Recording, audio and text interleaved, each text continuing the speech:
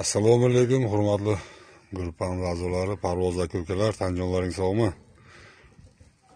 Aka-ukalar, ko'pchilik akalar, ukalar telefon qilib so'raydi. Aka, suvga nima qo'shib bersak bo'ladi? Xo'rozlarni, tovuqlarni, jo'jalarni degan so'rovlar ko'p bo'lib turadi bizda. Mana, chektonik vitamin. Bu 3-4 xil vitaminlar kompleks jamlanmasi mana bu suvga qo'shiladi. Mana enroflaksatin 10%lik. Mana bronxial kasalliklarga, tomoq shamollashi, qurilab qolishi, burunlardan suv oqib qolishi, shunga o'xshagan kasalliklarga davo bo'ladigan preparat. Acidofraksiya, mana 2 fraksiyasi bor.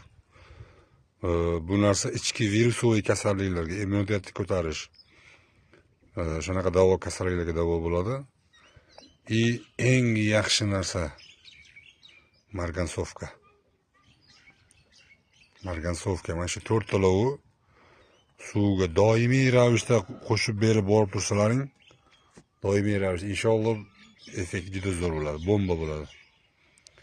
Imkon darajasida suvni iliq qilib, yoz kuni bo'lsin ham mayli. Hech qancha vaqtlaring ketmaydi.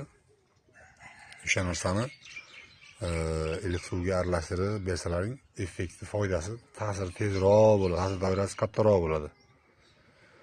Aka-ukalar, o'shani odat qilinglar.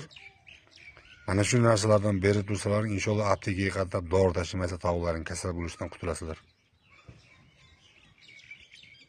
Keyin o'sha beriladigan anaqa parashok, doksin, farmazin degan o'sha parashoklarni imkon darajasi kamroq beringlar tovuqlarga. U quruq changlatish evaziga bo'ladigan narsa.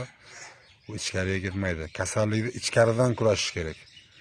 Tashqari tomondan emas. Tashqari tomondan kurashilgan kasallik u yana virus to'liq o'lmaganligi hisobiga yana vassalanlina bo'laveradi.